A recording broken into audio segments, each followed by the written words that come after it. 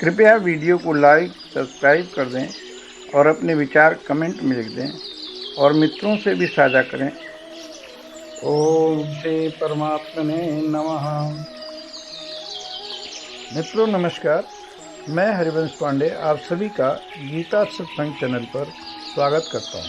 मित्रों नमस्कार, आज का विषय है वेणु गीत। वेणु गीत गोपियों के द्वारा गाया गया है।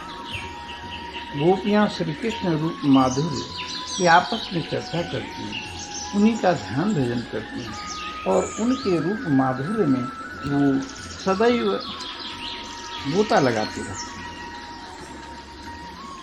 वेणु गीत का प्रारंभ होता है श्री सुखदेव उवाच।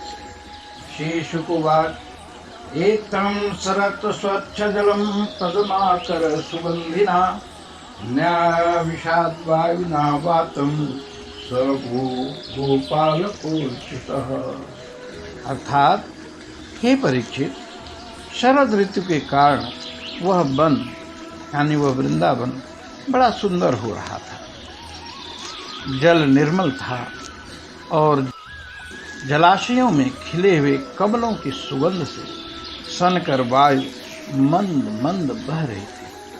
भगवान श्री कृष्ण ने गौओं और ग्वाल वालों के साथ ऐसे वन में प्रवेश किया। सुंदर सुंदर पुष्पों से परिपूर्ण हरे हरे वृक्ष, पत्तियों से मतवाले भौरे स्थान स्थान पर गुनगुना रहे और तरह तरह के पक्षी झुंड के झुंड अलग अलग कलरव कर रहे थे, जिससे उस वन के सरोवर, नदियां और पर्वत सब के सब गूंजते रहते थे। मधुपति श्री कृष्ण ने बलराम जी और ग्वाल वालों के साथ उसके भीतर घुसकर गौओं को चराते हुए अपनी बांसुरी पर बड़ी मधुर तान छेड़ी। तद्रव्रज स्त्रिय आश्रित्य वेणुगीतं स्मरोदयम् काश्चित् परोक्षं कृष्णस्य स्वसखीभ्यो न वर्णयन्। श्री कृष्ण की वह वंशी धुन भगवान के प्रति प्रेम भाव को, उनके मिलन की आकांक्षा को जगाने वाली थी। उसे सुनकर गोपियों का हृदय प्रेम से परिपूर्ण हो गया। वे एकांत में अपनी सखियों से उनके रूप, गुण और वंशी धुन के प्रभाव का वर्णन करने लगे। तद्वर्णयितो मारधा स्मरन्त्यः कृष्णचेष्टितं नाशकं स्मरवेगेन विक्षिप्तं मनसो नृप। ब्रज की गोपियों ने वंशी की ध्वनि का माधुर्य आपस में वर्णन करना चाहा तो अवश्य, परंतु वंशी का स्मरण होते ही उन्हें श्री कृष्ण की मधुर चेष्टाओं की, प्रेम पूर्ण चितवन की, भौहों के इशारे और मधुर मुस्कान आदि की याद हो आई और उनकी भगवान से मिलन की आकांक्षा और भी बढ़ गई। उनका मन हाथ से निकल गया। वे मन ही मन वहाँ पहुँच गई जहाँ श्री कृष्ण थे। अब उनकी वाणी बोले तो कैसे, वे उनके वर्णन करने में असमर्थ हो गए। अब गोपियों ने आंखें बंद कर लिया, मन एकाग्र कर लिया, थोड़ी देर के लिए संसार से स्वयं को अलग कर लिया। श्री कृष्ण के रूप माधुरी का रसपान करने लगे। धन्य है वो गोपियां। आइए भक्तजनों, हम भी उसी ध्यान को कर आनंद को प्राप्त करें। आप नेत्र बंद कर लें, आराम से बैठ जाएं, बस भगवान के श्री चरणों में अपना मन लगा दें। अब सोचिए कि भगवान कैसे हैं। प्रभु जी ने नटवर का रूप बना रखा है, बाल घुंघराले हैं, मयूर पिच्छ लगा है। भगवान का रंग मेघ की रंग का है। कानों में मखरा के कुंडल झिलमिल झिलमिल कर शोभा को बढ़ा रहा है। बड़े बड़े रत्नारे नेत्र, चेहरे पर मुस्कान जिसे देखकर सब ठगे रह जाते। दंड पंक्तियां धवल हैं, अधरों पर वंशी, मुरली की तान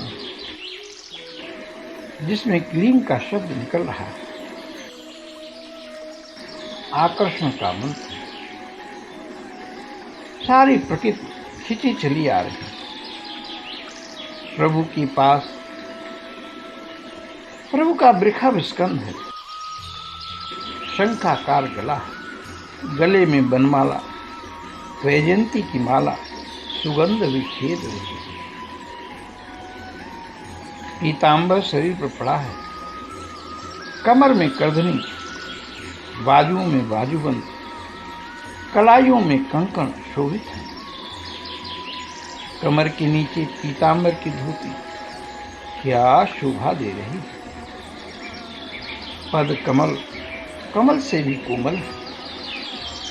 ये पग जब वृंदावन में चलते हैं तो प्रकृति फूल बरसा देती है। कोई कांटा न गड़ जाए।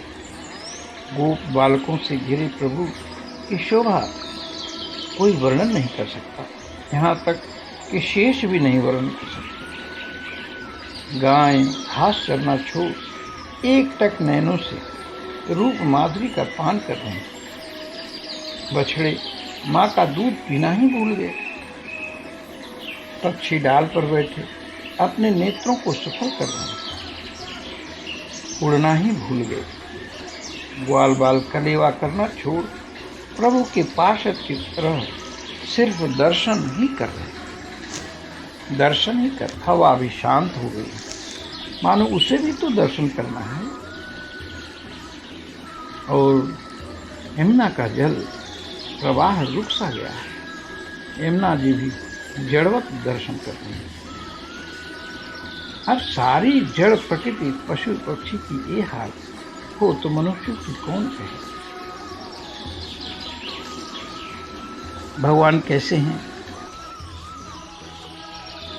बरहा पीडम नटवर बपो कर्णयो कर्णिकारम बिभ्रद्वासः कनक कपिशं वैजयन्तीं च मालां रुन्द्रान् वेणोर्धर सुधया पूरयन् गोपवृन्दैः वृन्दारण्यं सपदरमणं प्रविशद् गीतकीर्तिः।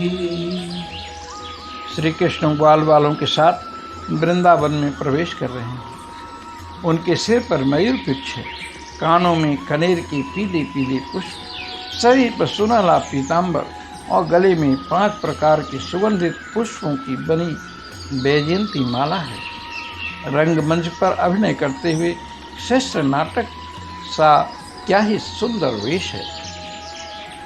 बांसुरी के छिद्रों को वे अपने अधामृत पर भर रहे हैं।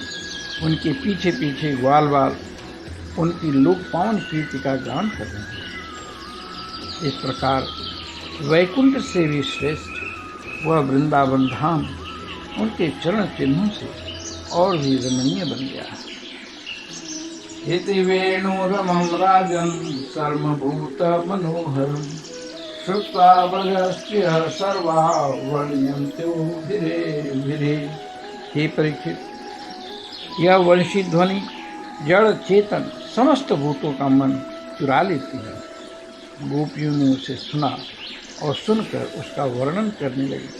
वर्णन करते करते वे तन्मय हो गई और श्रेष्ठ कृष्ण को पाकर मानो आलिंगन करने लगी। गोप्यः ऊचुः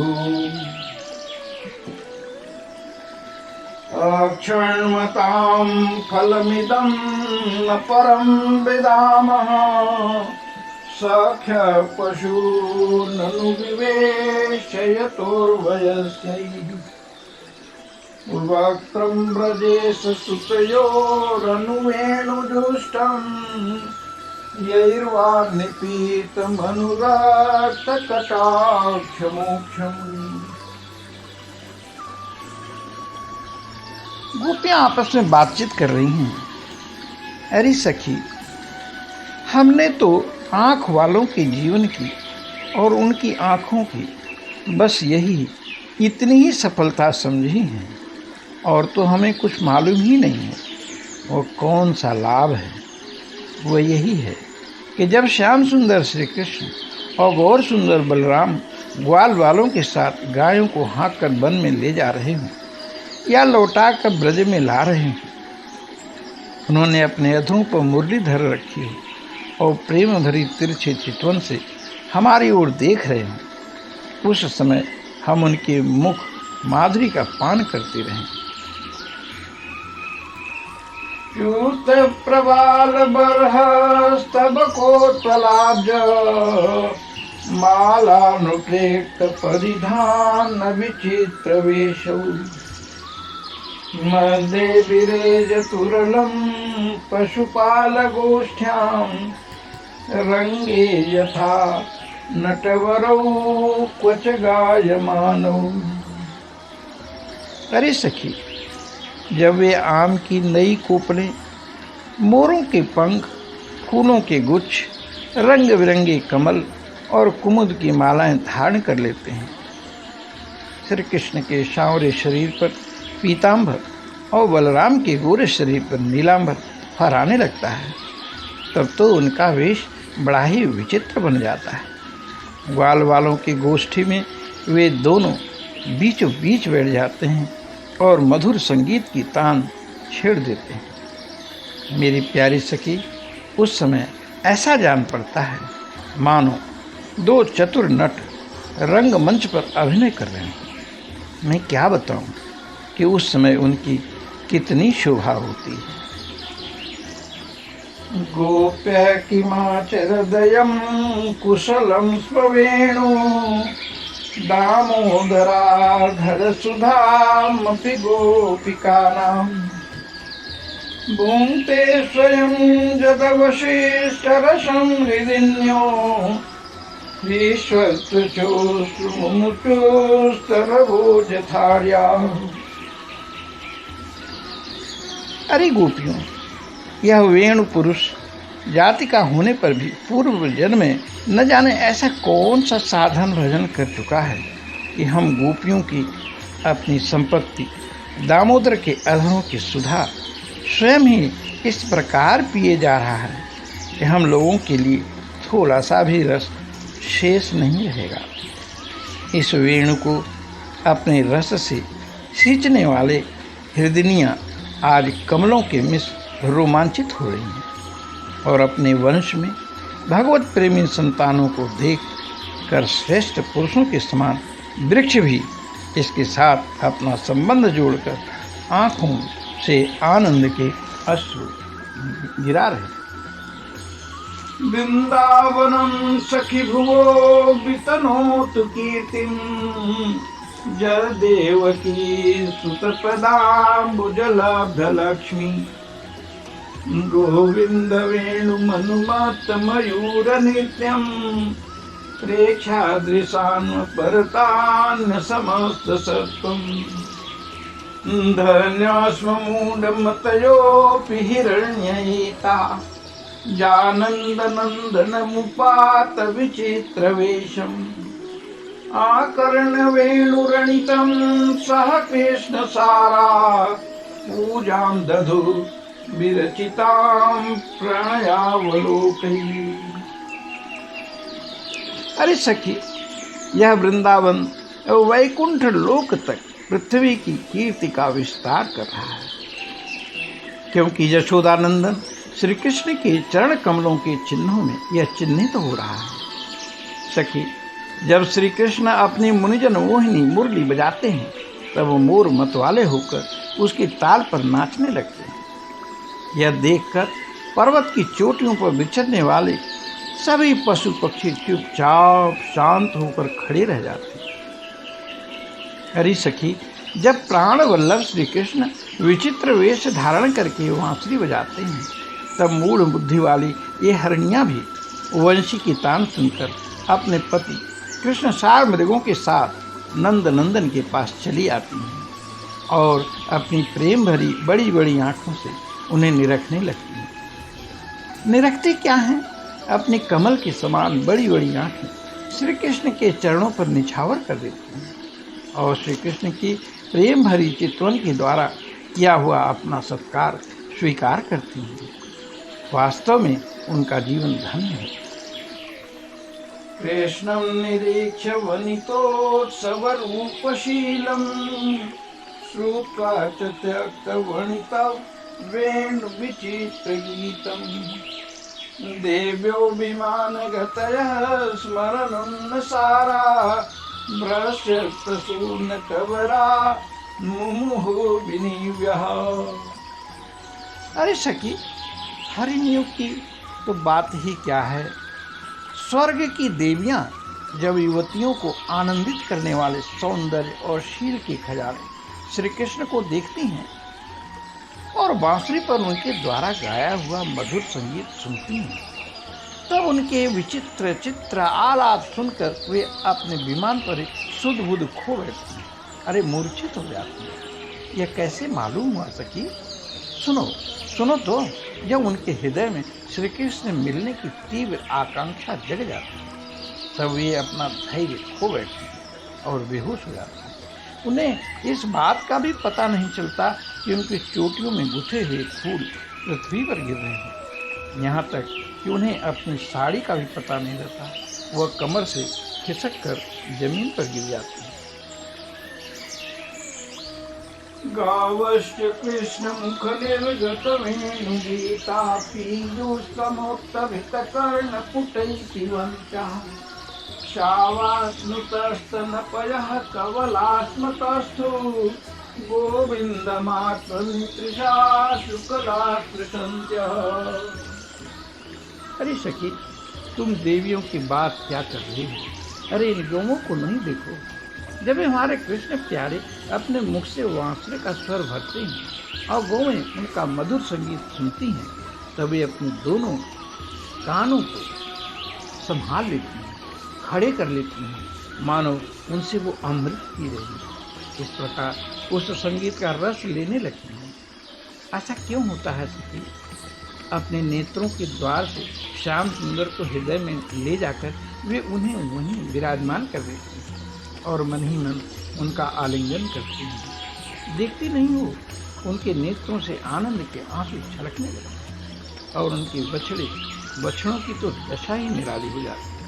यद्यपि गायों के थनों से अपने आप दूध झरता रहता है, वे जब दूध पीते पीते अचानक ही वंशी ध्वनि सुनते हैं, तब मुंह में लिया हुआ दूध का घूंट न उगल पाते हैं न निगल पाते हैं।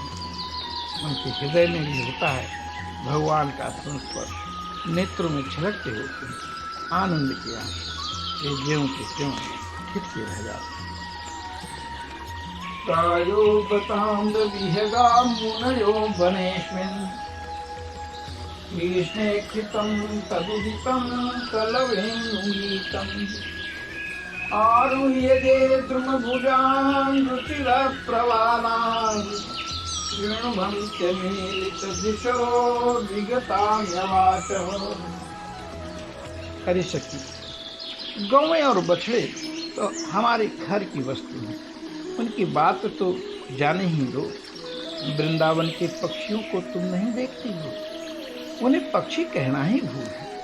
सच पूछो तो उनमें से अधिकांश बड़े बड़े ऋषि मुनि हैं। वे वृंदावन के सुंदर सुंदर वृक्षों की नई और मनोहर कोपने वाली डालियों पर चुपचाप बैठ जाते हैं और आंखें बंद नहीं करते।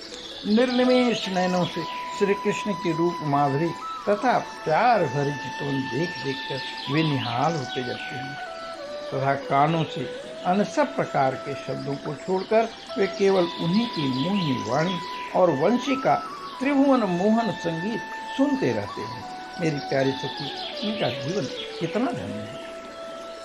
नदा तदुपधार मुकुंद गीता उमावर्त लक्षित मनो भव भग्नवेगा आलिंगन स्थगित भूर्निभुजै मुरारे गृह्णन्ति पाद विगुलम कमलोपहारा।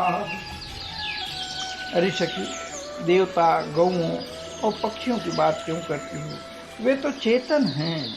इन जड़ नदियों को नहीं देखती हो, इनमें जो भंवर दिख रही है, इससे इनके हृदय में श्याम सुंदर से मिलने की तीव्र आकांक्षा का पता चलता है। उसके वेग से ही तो इनका प्रवाह रुक गया। इन्होंने प्रेम स्वरूप श्री कृष्ण की वंशी धुन सुन ली है। अरे देखो देखो, ये अपने तरंगों के हाथों से उनके चरण पकड़कर कमल के फूलों का उपहार चढ़ा रही हैं, उनका आलिंगन कर रही हैं, मानो उनके चरणों पर अपना हृदय ही निछावर कर रही हैं। दृष्ट्वा तपे ब्रज पशून् सह राम गोपैः सञ्चारयन्तमनुवेणुदीरयन्तम् प्रेम प्रविद्ध उदितः कुसुमावलीभिः सख्युव्यधात् स्ववपुषां हृदयात् पत्रम्। सखी, ये नदियां तो हमारी पृथ्वी की, हमारे वृंदावन की वस्तुएं हैं। तनिक इन बादलों को देखो। जब वे देखते हैं कि ब्रजराज कुमार श्री कृष्ण और बलराम जी ग्वाल वालों के साथ धूप में गौएं चढ़ा रहे हैं और साथ साथ बांसुरी भी बजाते जा रहे हैं, तब उनके हृदय में प्रेम उमड़ आता है, उनके ऊपर मंडराने लगते हैं और वे श्याम घन अपने सखा घनश्याम के ऊपर अपने शरीर को ही छाता बनाकर बांध देते हैं। इतना ही नहीं सकी, वे जब उन पर नन्ही नन्ही फुहियों की वर्षा करने लगते हैं, तब ऐसा जान पड़ता है कि वे उनके ऊपर सुंदर सुंदर श्वेत श्वेत कुसुम चढ़ा रहे हैं। नहीं सकी, उनके बहाने वे तो अपना जीवन ही नछावर कर देते। पूर्णा पुलिंद उरुगाय पदाभिरागो श्री कुंकुमेन दहितासनमंडितेन तद्दर्शनस्मररुजा तृणरूपितेन लिम्पन्त्याननकुटे सुजहुस्तदाभिम्। अरे सखी, हम तो वृंदावन की इन भीलनियों को धन्य हैं, कृतकृत्य मानती हूँ। ऐसा क्यों सखी? इसलिए इनके हृदय में बड़ा प्रेम। जब ये हमारे कृष्ण प्यारे को देखती हैं, तब इनके हृदय में भी उनसे मिलने की तीव्र आकांक्षा जाग उठती है। उनके हृदय में भी प्रेम की व्याधि लग जाती है। उस समय ये क्या उपाय करती हैं, यह भी सुन लो। हमारे प्रियतम की प्रेयसी गोपियाँ अपने वक्ष स्थलों पर जो केसर लगाती हैं, वह श्याम सुंदर के चरणों में लगी होती है, और वे जब वृंदावन की घास पात पर चलते हैं, तब उनमें भी लग जाती है। ये सौभाग्यवती भीलनियाँ उन्हें उन तिनकों पर से छुड़ाकर अपने स्तनों पर, मुखों पर मल लेती हैं और इस प्रकार अपने हृदय की प्रेम पीड़ा को शांत करती हैं। हंताय माद्रिरवला हरिदासवर्यो यद राम कृष्ण चरण स्पर्श प्रमोदः मानं तनोति सह गो गणयोस्तयोर्यत् पानिपशूयवत कंदर कंदमूलैः। अरे गोपियों, यह गिरिराज गोवर्धन तो भगवान के भक्तों में बहुत ही श्रेष्ठ हैं, धन्य हैं। इनके भाग्य देखते नहीं हो? हमारे प्राण वल्लभ श्री कृष्ण और नैनाभिराम बलराम के चरण कमलों का स्पर्श प्राप्त करके यह कितना आनंदित रहता है। इसके भाग्य की सराहना कौन करे? यह तो उन दोनों का, ग्वाल वालों का, गौओं का बड़ा ही सत्कार करता है। स्नान पान के लिए झरनों का जल देता है, गौओं के लिए सुंदर हरी हरी घास प्रस्तुत करता है, विश्राम करने के लिए कंदराएं और खाने के लिए कंदमूल फल देता है। वास्तव में धन्य है। गावोपकैरनुवनं नयतोरुदार वेणुस्वनैः कलपदैः सनुहृत्सुसख्यः अस्पन्दनं गतिमतां पुलकस्तरूणां निर्योगपाशशितलक्षणयोर्विचित्रम्। हरि सखी, इन सांवरे गोरे किशोरों की तो गति ही निराली है।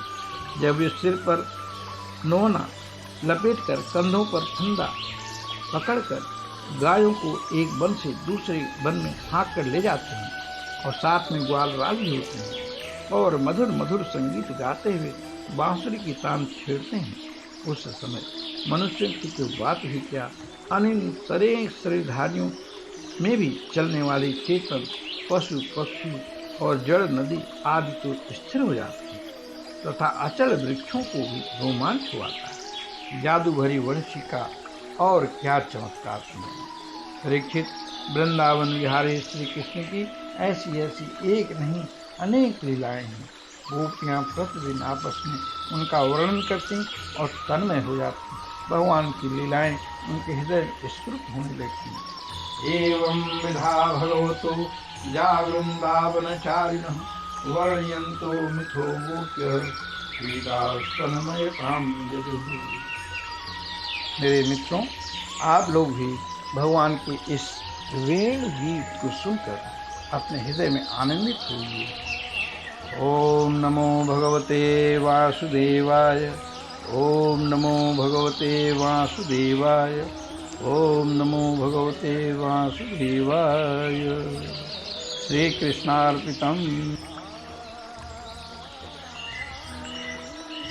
कृपया वीडियो को लाइक सब्सक्राइब कर दें और अपने विचार कमेंट में लिख दें और मित्रों से भी साझा करें ताकि ये सब विचार सभी भाई बहनों तक पहुंच जाए।